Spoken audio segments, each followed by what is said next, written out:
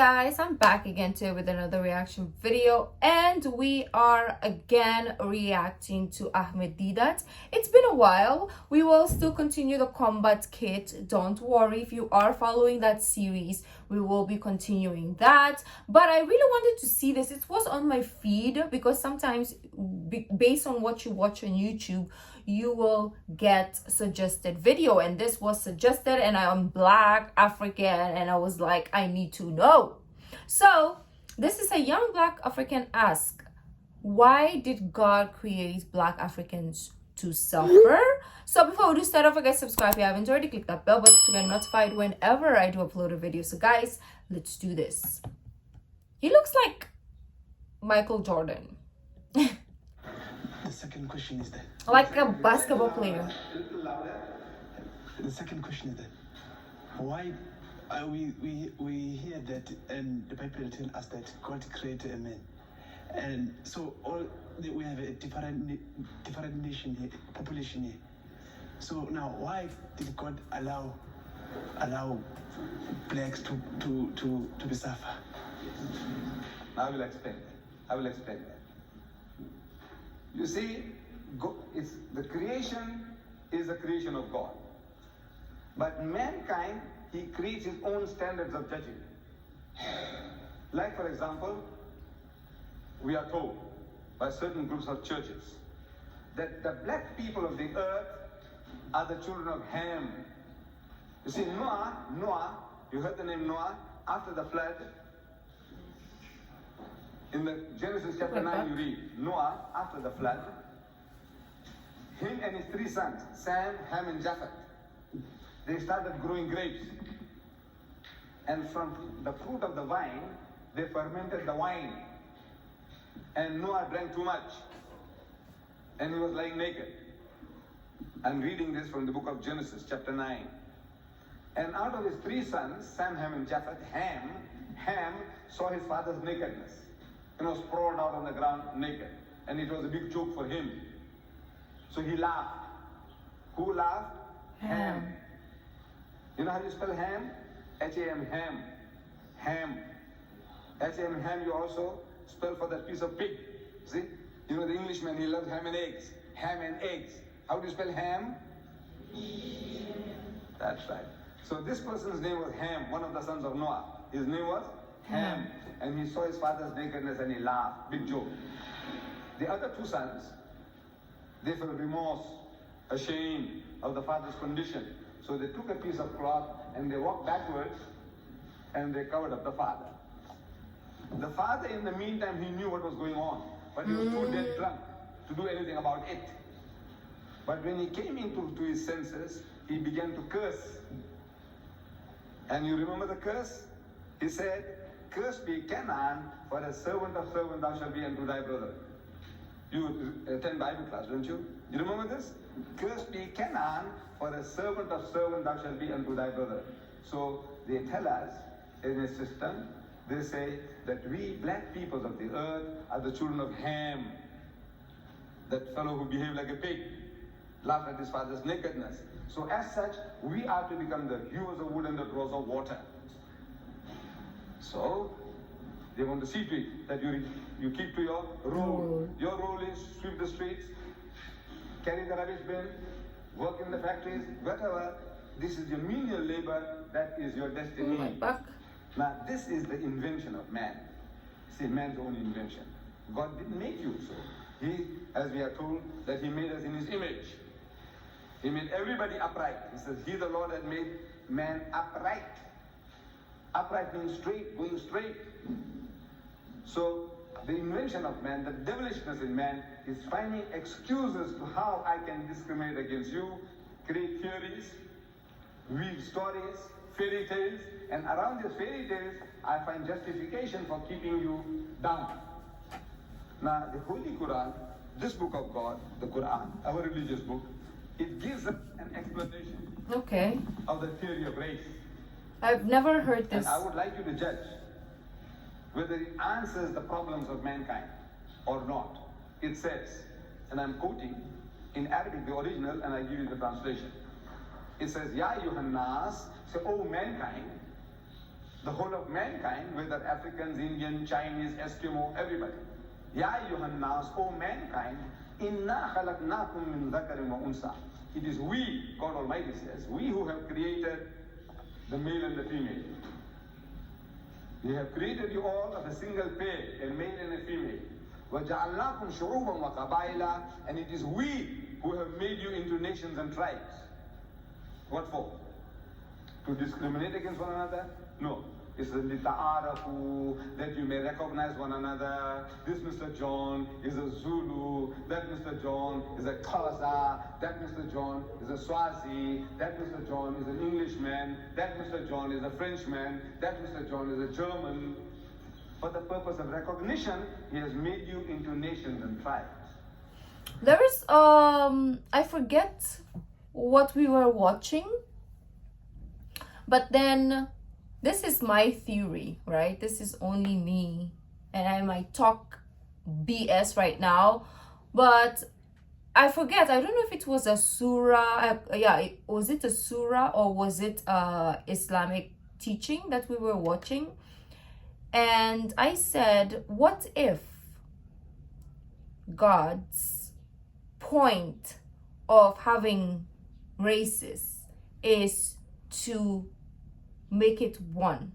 It's like, okay, I created different race, different tribe, different culture, different whatever, but the end goal of humanity is, if you unite as one, that is when it's over. Like, that is when the job is done. Okay, so I made white, black, what else? Brown. You know, I created different like diversities in the world. But the day that all of you will come to one, that is the day. That is the point. That is the purpose of this. Okay, well, that's the purpose of everything. Is, will humanity finally figure it out that I didn't put you here to do this and this and this, but I put you here to mix and be one.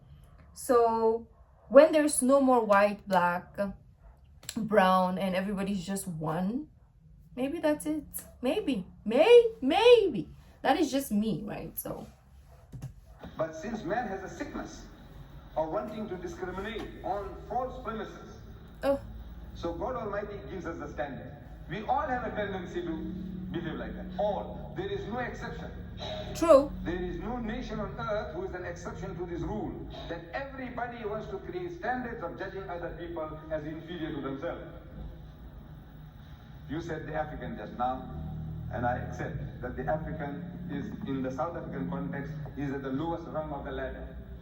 Really? Economically, educationally. When you go outside of Africa, though, and you talk about Africa, everybody talks about South Africa. It's always the only place that everybody knows about. I mean, maybe now, but maybe back in the days, maybe not, but now everybody does. In the professions, he's at the bottom rung. Oh, well, he was talking about Africa, so maybe. But now, among the Africans, you have Zulus. I was questioning the students. I says, are you all Zulus? The majority were. Some said no, she is a Xhosa. Somebody said something Tswana. But now the majority of the people that are here in this institute are Zulus. Am I right? Right. Now ask the Zulu. Ask the Zulu, what is Zulu? Izulu. What does it mean? Izulu. The heavens. No? Izulu. You are the heavenly people. Izulu. Yes, that's in your mind. Izulu, we are the topmost people. Among the Africans, who is the greatest tribe? The warrior nation, the topmost nation? Zulu. Your title, your name of your race is also Zulu. Zulu. And what about the others? What do the Zulus say? Isilwane. What is that? Am I right? What does it say about the others?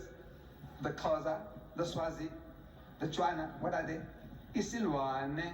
No, this is the nature of man. Everybody knows. The Arab said, I'm the Arab, means we are the eloquent people, and the rest of the world is Ajam, meaning dumb. The Jew said, Yeah, it's we true are though. Like, that is why I'm always saying, like, there are people who will say my religion is the best, or my culture is the best, my da da da is the best. That is how we are. Yeah, we are so proud of, and this is why there's so much diversity, or there's so much diversion, or like separation, is because nobody is willing to open to adapt. We are just like, I believe that I am the best and I don't want to listen to anyone. That is why I said that even if you are a good Muslim, but you like, for example, yeah, so there's good Muslim, right, who will come to the channel, will be like, oh, you're reacting to music, oh, you're so evil, you're a witch because you're reacting to music, Muslim, don't do that, that is evil. That is the type of people who are like, me, I'm the best, I'm that, and that is what causes discrimination. Because I hate you because you react to music, or you listen to music, or you watch music. The point of Islam or religion or culture or race shouldn't be, I'm the best, you are not, so shut up, you are lower than me. It should be like, I am a Muslim, so you know what, I want to teach you, or I want to open your eyes, I want to help you.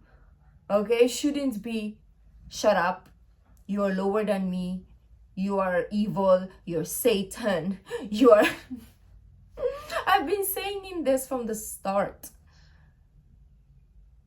And maybe this world is our test, you know. This world is just our test to see, yes, maybe Islam is the true religion, right? But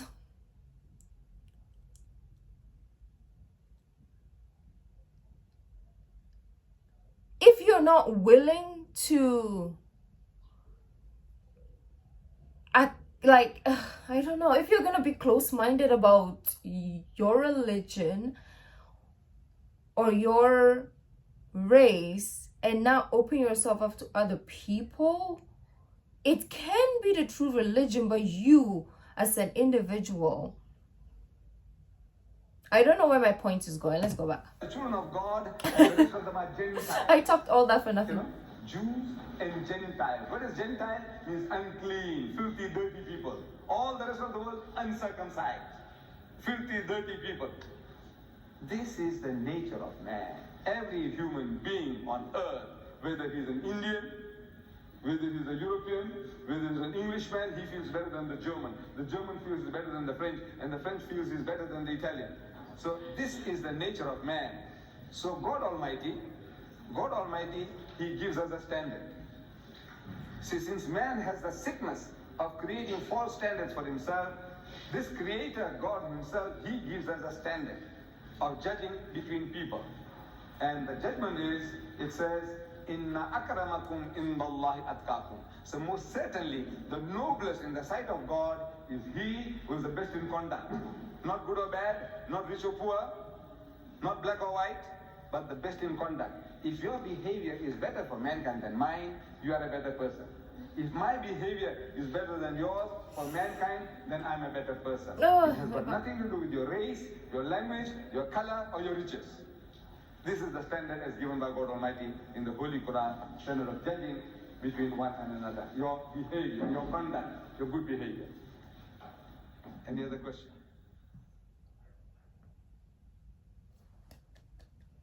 I feel like every time that we do reaction, it just circles back to the same point. It circles back to the same thing, wherein we just have to, like, you know, have our faith alive, whatever that is for you, whatever your faith is, and then just be a good human being. So anyways, thank you guys for joining. If you like this video, don't forget to give this video a thumbs up, subscribe if you haven't already. I'll see you in the next video. Bye.